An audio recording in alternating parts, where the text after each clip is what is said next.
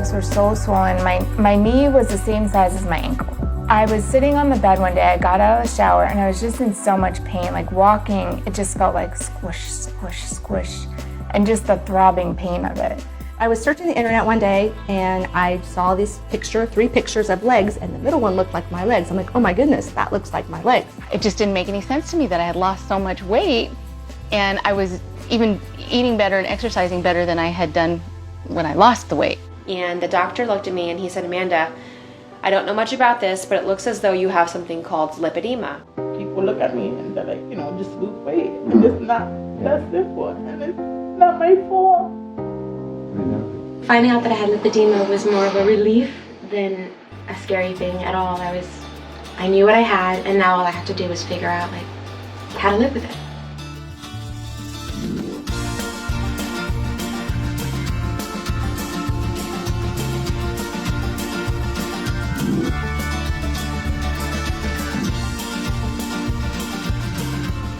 Hi, my name is Catherine Sayo, and I'm a professor at Cambridge College in Massachusetts and the founder of Lipedema Simplified. For years, I've suffered with weight issues. Perimenopause brought on an unexplainable weight gain, and after 5 complicated surgeries that were based on a misdiagnosis, I found out that I have a fat disorder called lipedema. To tell the truth, I didn't know there was such a thing called lipedema. And I'm not the only one. Today, most people, including those in healthcare, don't know about lipedema. So I decided to find out what it was. It was a journey that took me 3 years. I traveled to the UK, throughout Europe, and all over the US. I interviewed scores of doctors, researchers, and patients. And this film is a result of that search. Lipedema affects up to 11% of women.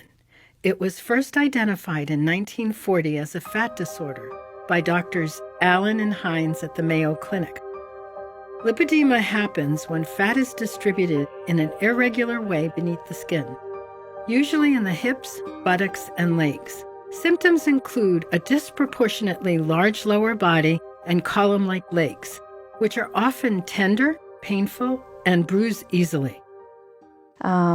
Always struggled with my weight. I knew that my legs were larger than they should be. You're growing fat, you eat too much. My legs started getting bigger. Really thick elephant legs, as my mom and I would call it. Sometimes I could barely get out of bed. But my ankles got bad when I got pregnant. The numbness, the pins and needles, it's not normal. Terrible bruising. My legs ached and I was always covered in bruises. To take one step was such an effort because I felt like I was lifting a 100-pound weight. The immobility has been so debilitating that I can no longer work. I would go to the doctor and I was told I was too fat to take diuretics. Yeah. They told me there was nothing I could do. And my doctor said I'd got gout. I did everything I could to try and lose the weight and nothing seemed to work. Tried every diet, been on a diet since I was 7 years old, I think. But nothing ever made the legs get smaller. Well, I need to do more, and even more, and I thought I can't do any more. So it took me 30 years to work out what it was. It's a newer condition, I think, as we all know, or more newly identified condition. In the U.S., unfortunately, most doctors still don't know about it. And I got to be honest, I really didn't even hear of that term lipedema until a few years ago. In my idea and my experience, it exists only in the extremities. Lipedema tends to present at times of hormonal change.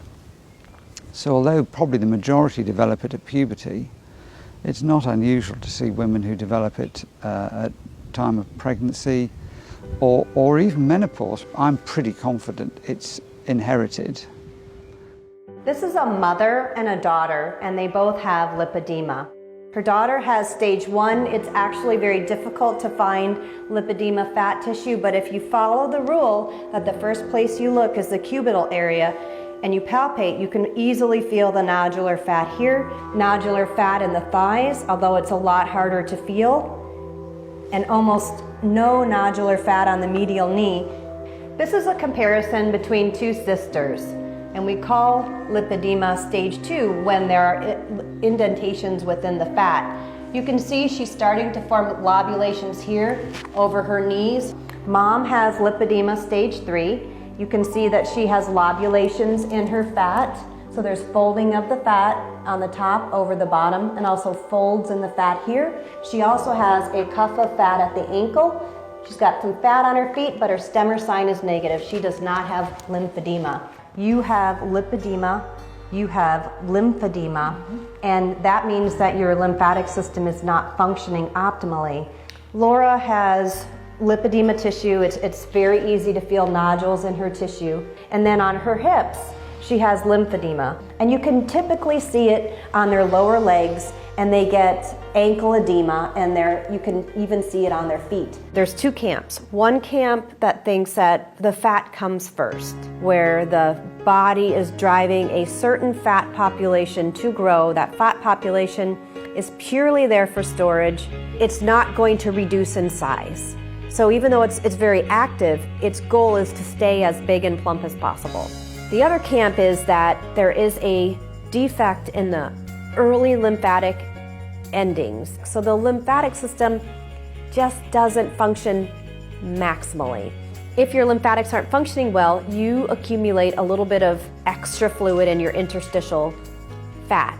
This fat depot compresses the lymphatics, and that excess fluid is a rich environment for inflammation, but also for fat to grow. So what exactly is the lymphatic system? Well, I like to think of it as the sewerage system of the body. The fluid, cells, and proteins that escape from our circulation into our tissue is called lymph. Lymph fluid is taken up by the lymphatic system, a bunch of small vessels that collect the fluid and return it to the circulation through connections to veins in the neck. Along its journey to the neck, the lymph passes through lymph nodes that filter out foreign material before it re-enters the circulation. Lipedema can cause lymph fluid to leak into the surrounding tissue. This buildup of fluid causes swelling and is called edema. Over time, edema can damage the lymphatic system, resulting in further swelling. Swelling caused by an impaired lymphatic system is called lymphedema, and when lymphedema is a result of the progression of lipedema, it is called lipolymphedema. We have learned in our 2 decades of progress that there is an intimate relationship between the function or malfunction of the lymphatic channels and the function of the fat storage cells that almost universally are found adjacent to the lymphatics.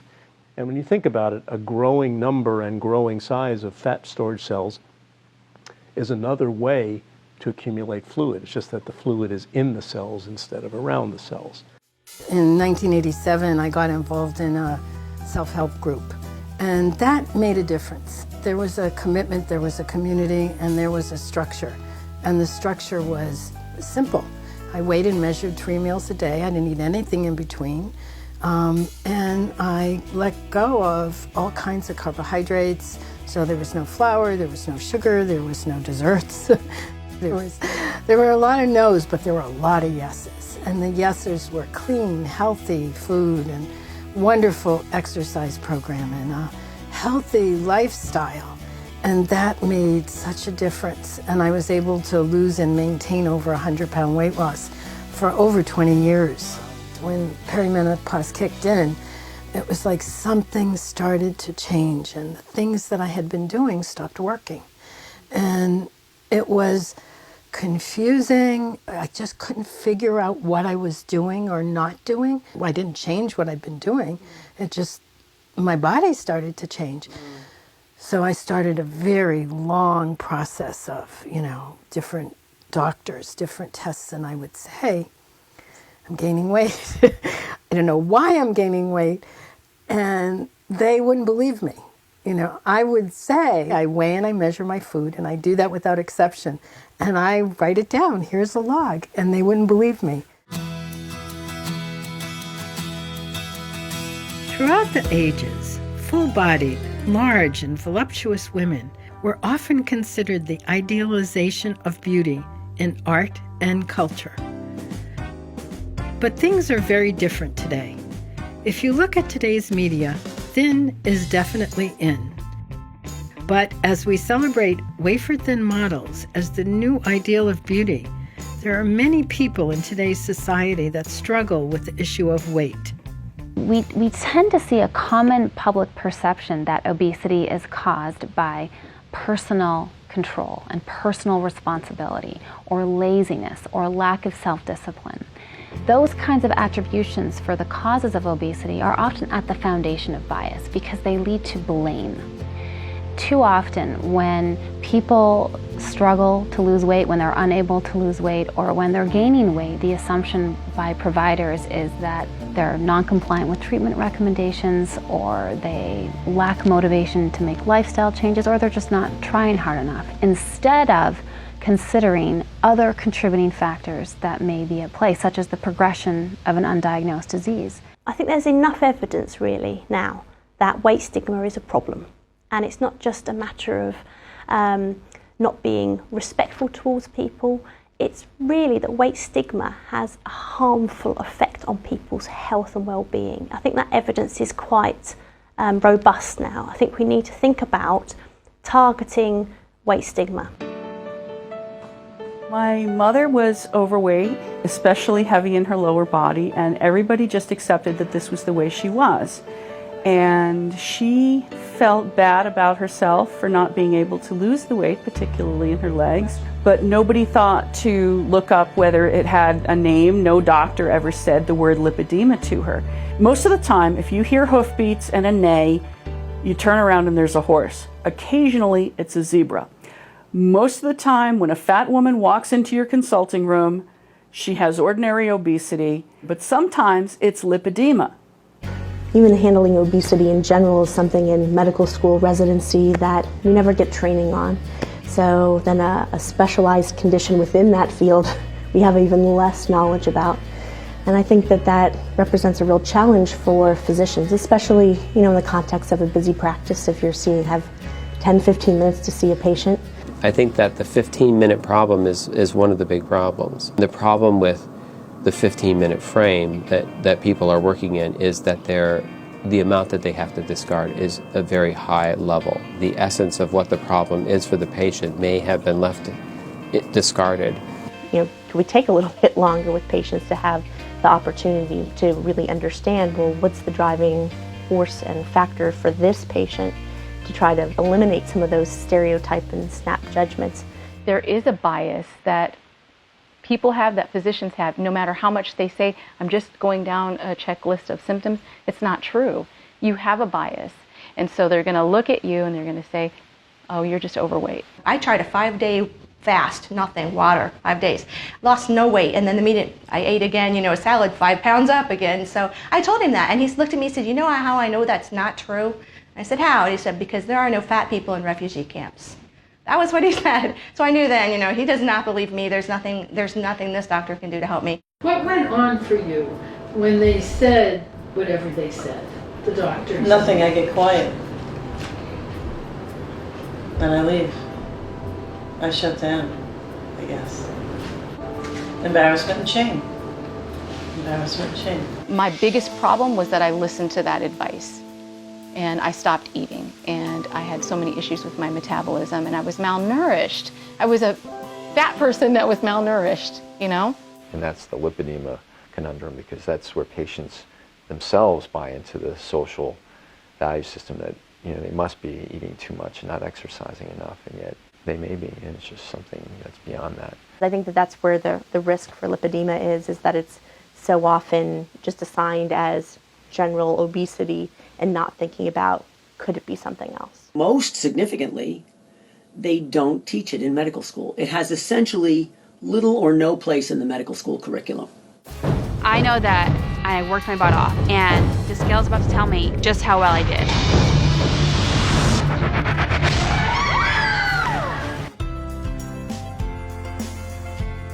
So I started my journey on The Biggest Loser from a casting call. To me, it felt like almost the magic pill. I just needed to get on The Biggest Loser, and I was going to do anything I could do. And I shared my story with America. I told them, this is who I am. I was this young girl, and I had always been told I had the pretty face, but never really felt like I had the body to feel as pretty as people would tell me I was. And I just had such insecurities, and I wanted to be able to blossom. I wanted this chance to prove that I could be more than who I really thought I was. On the show, I lost 87 pounds, and then additionally, a little bit before and a little bit after, I'm down over 107 now.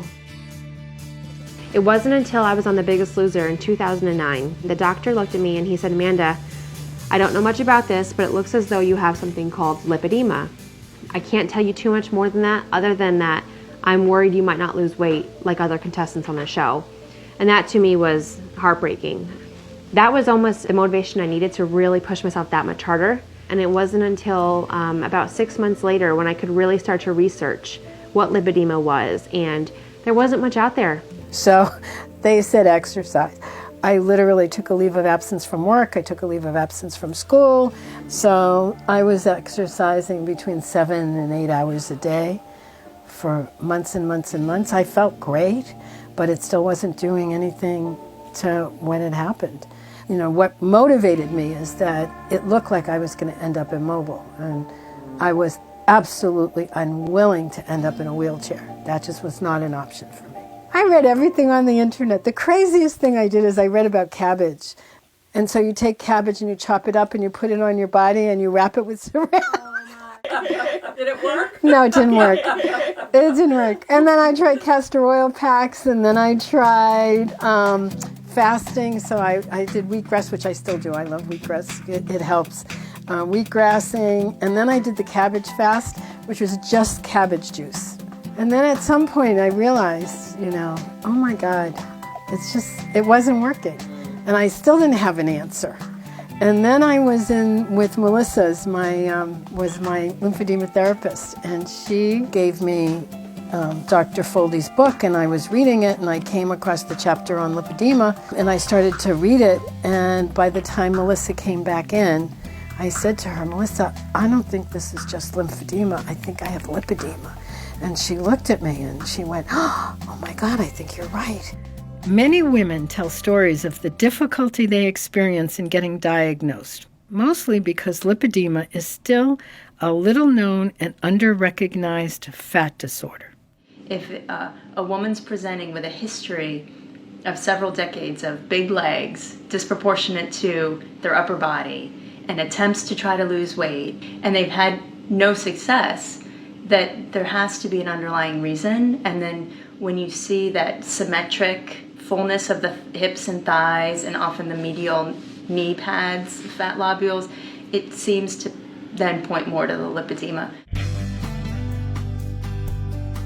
When you don't have a doctor's helping you, then you start trying to realize you're going to be the boss of this, you're going to have to try to own it. I started just actively researching every night. I've spent so many hours trying to find out what's wrong with me, and I would find little pieces of the puzzle. I figured out somewhere along the line, way before I knew about lipedema, compression was going to be something I needed. I just hadn't gotten the right compression because I hadn't gotten with the right doctor. I got to thinking that the best thing I could do is get a diagnosis. I needed to know for sure. Lipedema is a challenging diagnosis because it's purely clinical. There's no test to confirm that the cause is lipedema.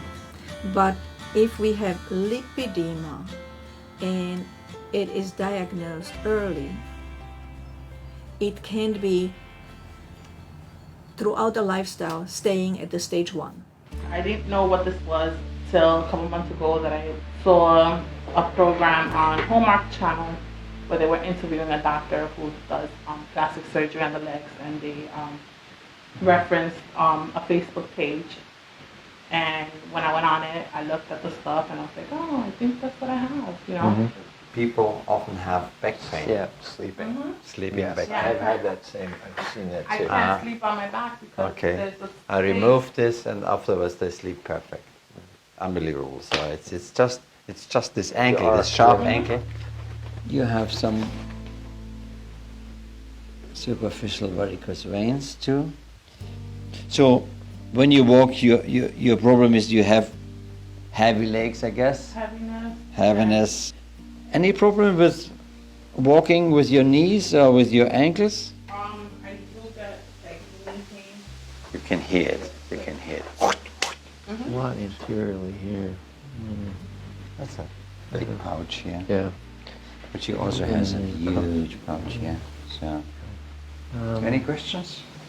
I haven't officially been diagnosed with lipedema, because I found you guys before, so I just want to know. You have a classical lipedema. You're happy about this? I'm happy.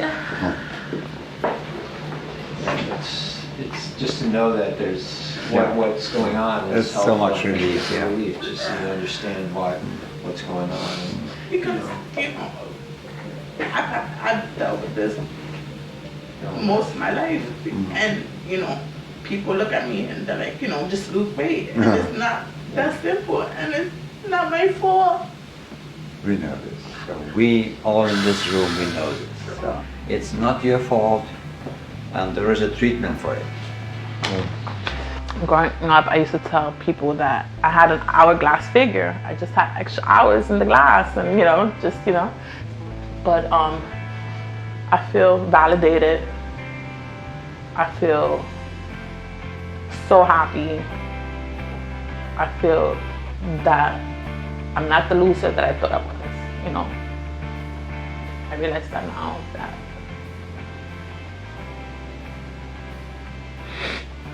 I was fighting a losing battle and I didn't even know. I think the biggest thing for me with the many doctors that I've written to and spoken to on the phone, you get a certain feeling when you know somebody is in it for the right reason, that they have a heart for the patient and they've got a compassion for what you're suffering and they understand. And when you find that, that's your doctor. I went for the lymphoscintigraphy, and at the end of the day I got a call from Dr. Carmody. And then I said to him, I think I have lipedema. He's so good at reframing things. He said to me, how exciting. Yeah, he said, we've been looking for an answer for years. It sounds like at this point you may know more about this than I do. You're going to have to help me so I can help you. I said, great. I said, I've done all this research now. This is like all within a very short period of time. I'd been looking at this and that. So the only thing I could think to do to organize the information was to put up a website. So I put up a website. Here we are. And really.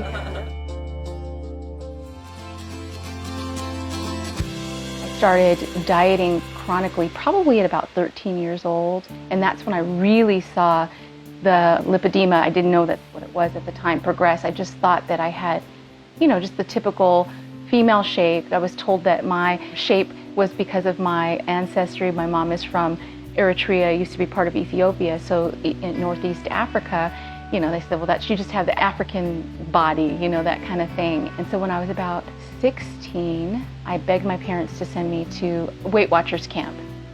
I just kept gaining weight. And by the time I had my third child, I was up to 285, 275, around that. And I finally, about 10 years ago, lost about 130 pounds. And since then, I've gained probably about 20, 30 pounds back. And I hadn't changed anything. It just didn't make any sense to me that I had lost so much weight.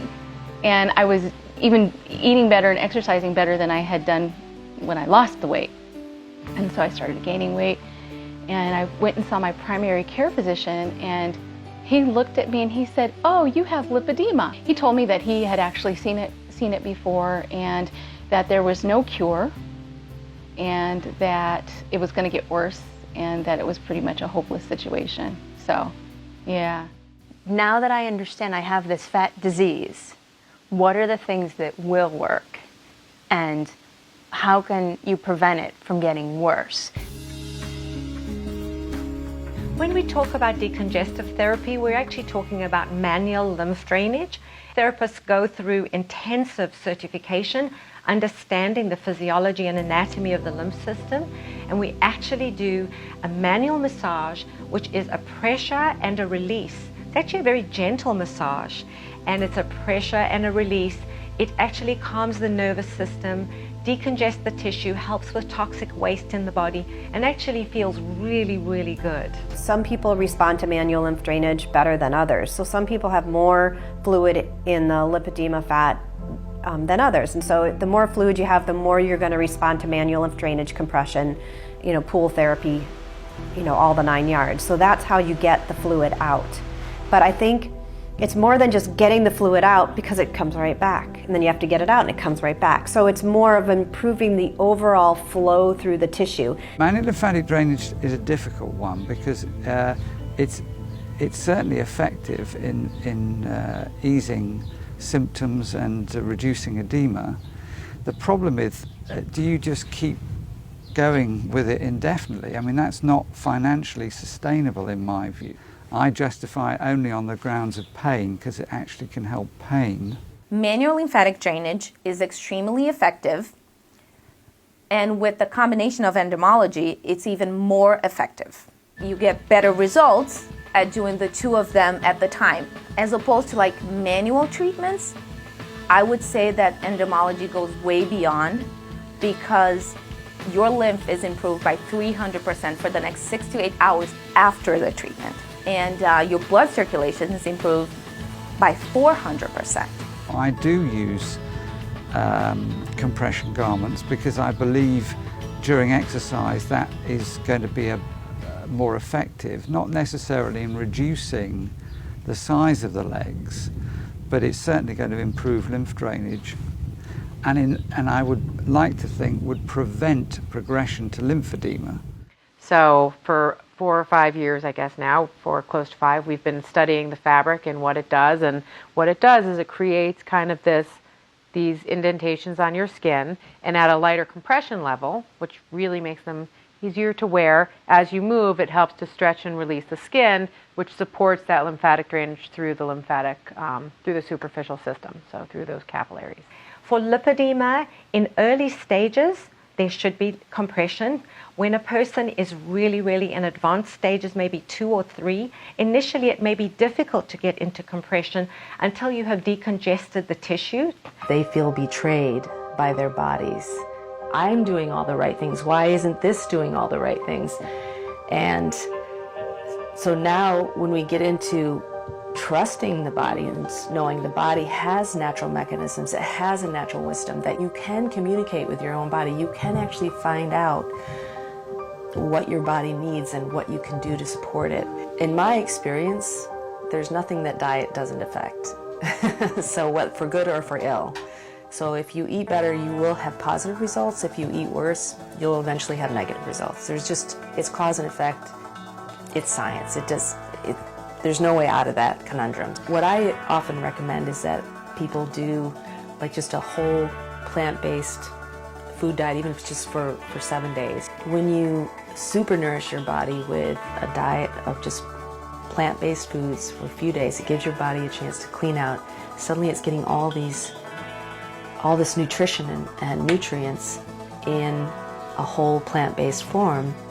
So we want to eat a diet that's rather going to quench inflammation as opposed to causing inflammation. And those are your essential fatty acids. Nuts and seeds and chia seeds and omega-3 fatty acids, fish oil. So you should actually avoid all gluten products and any flour products, so that's sugar, cookies, pasta, processed foods, packaged foods. Because I'm a lipedema patient and I know what I have done to maintain, I encourage all of my patients, you really need to be very strict about things. You can still enjoy your food. I love cooking. I enjoy my food, but I have healthy choices. My goal as a therapist is to help my patients make sure that we either get the situation much better or we make sure that it does not progress. There is always hope. There are always things to do, and often patients give up and they continue eating all the wrong foods. And when you eat all the refined carbohydrates, it's like putting fuel onto a fire. So there is hope. You can have treatment. There's manual lymph drainage, there's compression, there's diet, there's exercise. It is a multifaceted approach. Unlike the circulatory system, which has the heart to pump blood throughout our bodies, the lymphatic system has to move lymph fluid using its own muscles that surround its vessels. It's similar to the way the intestines move food through our digestive tract by squeezing it along. Small valves inside the vessels help direct the fluid in one direction. But when our lymphatic system is overloaded, the vessels become enlarged and the valves blow out. The fluid, cells, and protein back up into our tissue, causing swelling and inflammation. Over time, inflammation causes a hardening of the tissue called fibrosis, as well as the production of more fat cells. Because the stagnant fluid is no longer filtered by the lymph nodes, the tissue can develop infections. Exercise really helps move lymphatic fluid. When your muscles contract, they essentially squeeze the lymphatic vessels and push the fluid through your system. Activities such as swimming, bouncing on a trampoline, walking, yoga, and stretching can really help the lymphatic system drain fluid and reduce swelling. While this may not cure lipedema, it can help prevent the progression to lipolymphedema. I opened up RipFit because that's what I was passionate about. I was learning how to manage myself and my condition, and I wanted more knowledge. I love to learn, so I had gotten a scholarship to do that. I was very squishy and just felt very fluid-filled, and I did have swelling in my lower legs especially. That's where I see the swelling a lot. I mean, I can't run because of the lipedema. It hurts too much. And they know that I have a medical condition that causes me pain and that I can't do that. But they also see that I do other things to keep active. Like, you don't have to run to be fit. And the more people I tell, the more fascinated they are and the more supportive they are. I finally figured out a good plan for me. I tweaked my eating a little bit. I was more consistent with dairy and gluten-free. From there, the 60 pounds came off. So that was a life changer for me, just getting the regular body fat off. And my legs didn't change. I still had the swelling, still had the pain. And I took 800 milligram Motrin twice a day. And that never took the pain away. It dulled it enough where I could kind of cope throughout the day. Exercise for me is a stress reliever, especially having to teach because I have to show up. I have no excuse. But that consistency is definitely key. So I just did the best that I could. I tried to exercise more, eat a little healthier. And I love them to go to yoga if they can, and there's chair yoga for people who can't get down on the floor and do things, and do activities that make you feel good. Everybody needs to move the liquid because the liquid moves with motion of the muscles and breathing. These are the two major pumps for the lymphatic fluid. And the yoga poses that I use are following the sequence of the lymphatic system. But the results are really superlative, I would say.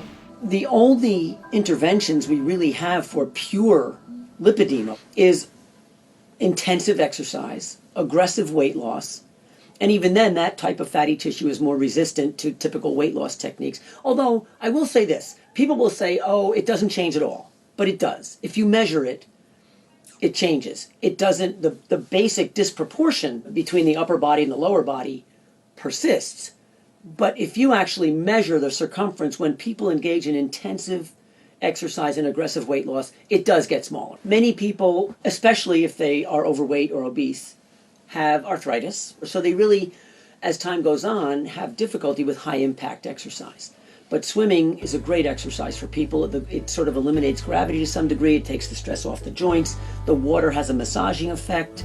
Walking through the water is good for strength and conditioning and sort of cardiovascular fitness. I think it's a multi-pronged approach. It's not, here's your pill, here's your wrap. You know, it's here's your compression, your wrapping, your exercise, your diet, your supplements, and can we actually cause the fat to recognize that it's not needed anymore. There's more than one way to treat patients and get a good result. What we're trying to understand is there perhaps one way that's a little better or offers a certain advantage in a particular patient who has certain risks that another one might not. In certain areas, perhaps one technique will work better. It's perhaps more important to understand what you're doing and have a thoughtful approach that contains and minimizes the risks.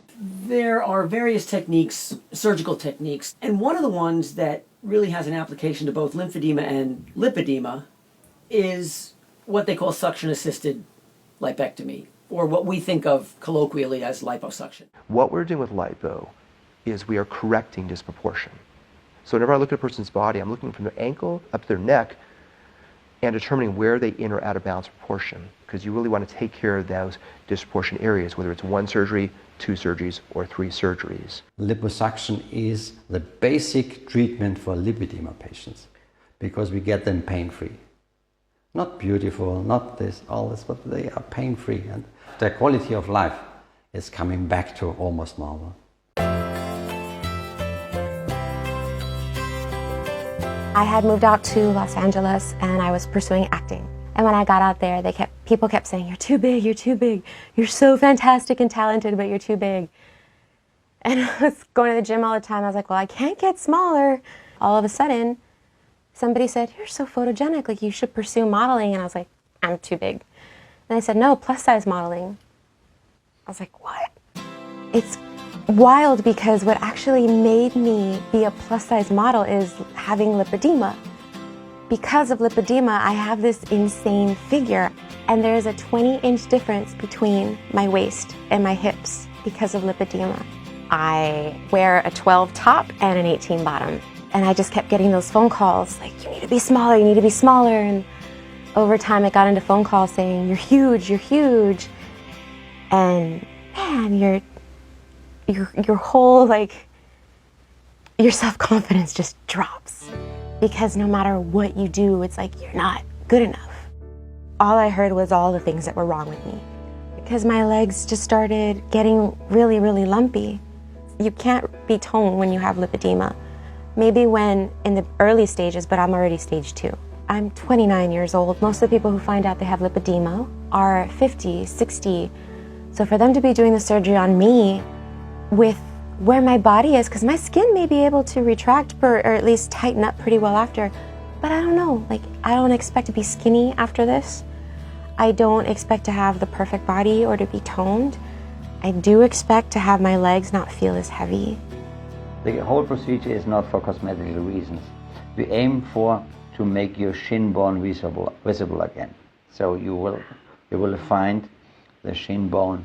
So we take off this part and we take away this part so that you can walk, and we reduce the amount of fat that you can close your legs again. You will be a little swollen right after, so it takes time for that to go down because the surgery itself causes some swelling. You'd be patient to allow the healing process to play itself out because it takes a month. In your age, 1 year it takes to reach the final result. Anything in medicine has its risks, and so we just need to be forthright and guide patients relative to how much risk that is and do everything in our power to minimize it. You know, it's about really doing your research and trying to find yourself the right specialist. And that's another thing I got to say, and I think lipedema patients are great with this. They want to understand and learn and make the right decision, and I just think that is so important. If the liposuction is done properly, they are free of pain. In reality, it comes close to 100%. They get a relief from 10 down to 1 or 2, and most of them are down to 0. I did liposuction of the inner thigh 1 week ago. Now is the typical signs after 1 week with some hematomas and a little bit post-operative edema. That is normal. That will be treated by compression and manual lymphatic drainage. She gets the typical post-operative treatment, which is routine in our clinic, and well, it's a normal recovering time and situation. The pre-care and aftercare was very thoughtful, and I think that is perhaps the most important element in ensuring that patients don't have problems. You know, the use of compression and anticoagulant therapy and early ambulation and these sort of things that are really outside of the surgical procedure itself are probably as important, if not more so, in having a good outcome. Surgery can be an excellent option for most lipedema patients, but it isn't for everyone. Chicky, for example, has venous insufficiency, which can accompany lipedema. People don't know what it's like. You know, they take it for granted, having normal legs. It's not uncommon to see venous insufficiency in patients Right. who have swelling, and then trying to discern it. And Right. one of the things that we talked about was the fact that usually, if there's a venous component, you want to try and deal with that prior to doing liposuction. Because exposure. I think you need to go see someone who does a lot of venous surgery and who's not just doing cosmetic veins, but is a vascular. Right. Does vascular surgery. Undoubtedly, your venous disease has been present for a long time, which is why you've noticed varicose veins for a long time. So probably dating back to your pregnancies. I mean, I'm grateful. I could have something so much worse. I have legs that I can still walk in. I can still walk. It's painful, but I walk through it. I walk. I'll just keep walking. So I have a lot to be grateful for. I'm not saying, but there has been something that I've lived with my whole life. So what ended up happening is my condition worsened. I was losing my mobility. I needed to have the surgery. And so I asked one of the doctors that I had filmed if he would do the surgery. And then what ended up happening is that I invited Doctors Smith and Diane and Dr. Herbst as well to come to Germany. And so we all went to Germany in March of 2014. So we had a gathering in Frankfurt with 40 of the top people who knew anything about lipedema, and the docs from the US, but from Germany and Poland and the Netherlands and England. And they came from all over, and we had a day-long session that was really phenomenal. And I think it was the start of something that we're now going to bring to a whole new level with the symposium in New York. Since 1940, when Doctors Allen and Hines first identified the condition, almost nothing has been done to find a cure for lipedema. Why lipedema in some patients developed? That's the question. When lipedema is a sign for a disease. And I would like to know the disease that caused lipedema. That's the question. Very simple. There's a problem that's called lipedema, and we need to do better. We need to understand why the fat grows.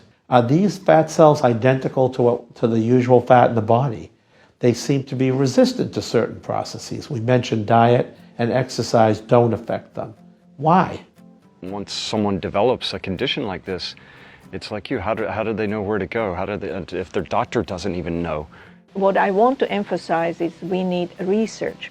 We need research, more research in terms of lymphology, but mainly in lipedema. It might be actually, and we hope of course, and it looks like this, that at least in a subset of the patients there will be actually one gene which is tightly associated. And if this is the case, then of course we can take the gene and then we can start doing research. What we'd have to do then is understand a bit more about what that gene did.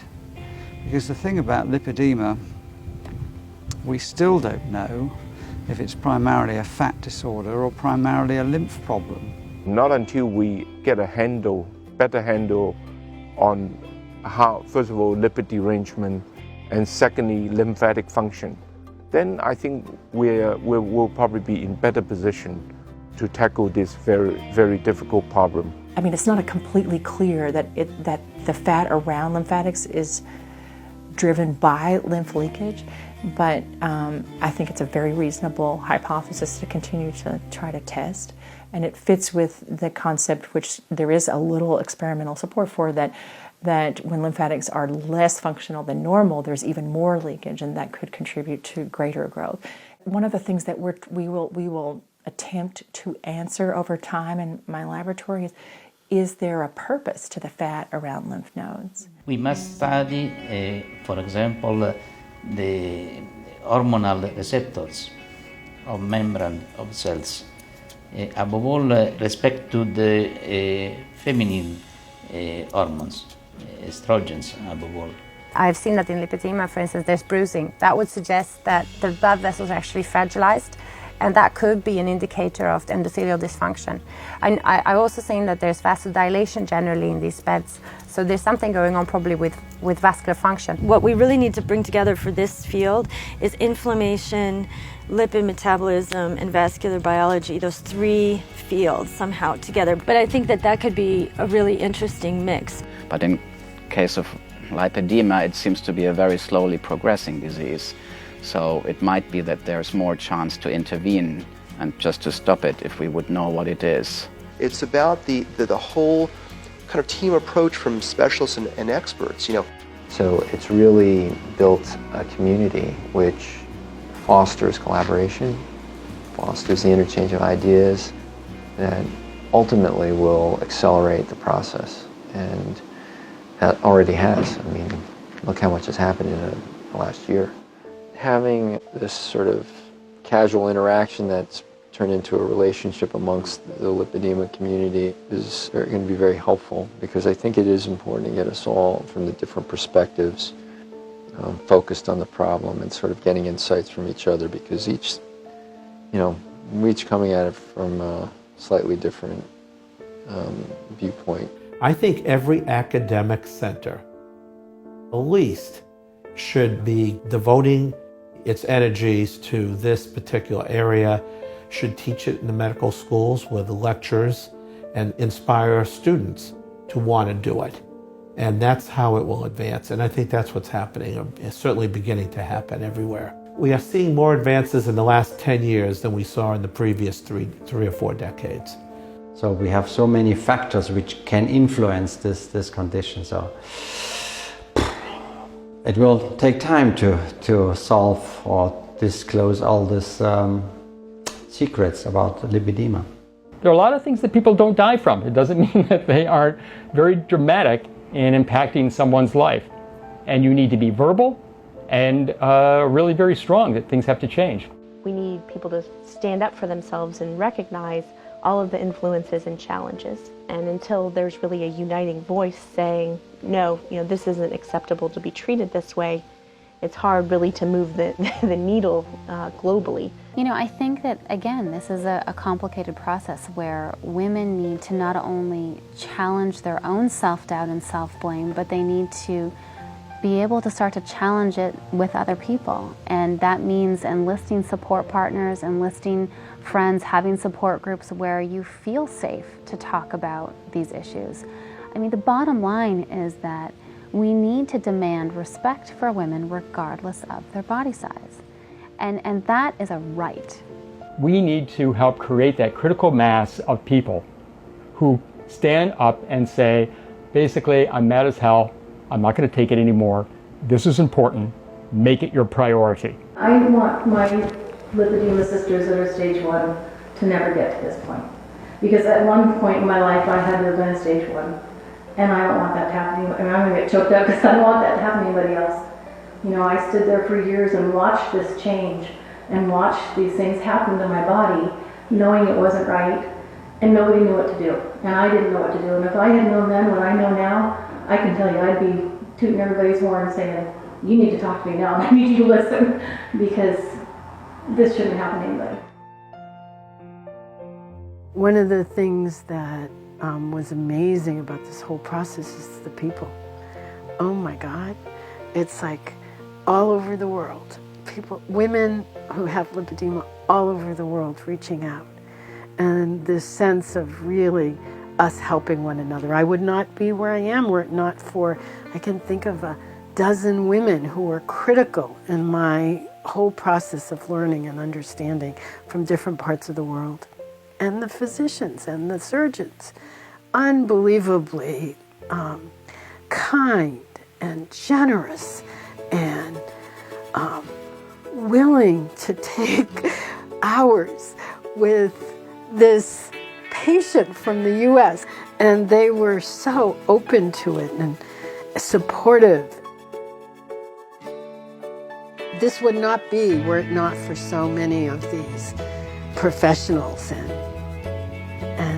lovely, lovely people, all looking for answers and willing to collaborate and willing to make it into something that was much bigger than any one person could hold.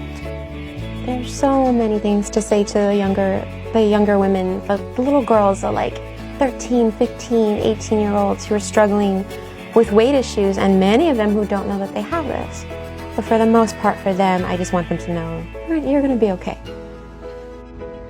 If people stay positive, remain hopeful, and get on the journey, do whatever they have to do, get educated, and take a step, and don't be afraid. And always remember that you're never too old. I have actually felt better since I had a name to put on it. At some point, I think I've forgiven myself just a little bit for everything I never did wrong in the first place. I like that. Thank you for giving me a name for it. If you want to learn more about lipedema, please visit our website, www.lipedemaproject.org, where you'll find information, podcasts, courses, and this documentary. And you'll find out more about this disease they call fat lipedema.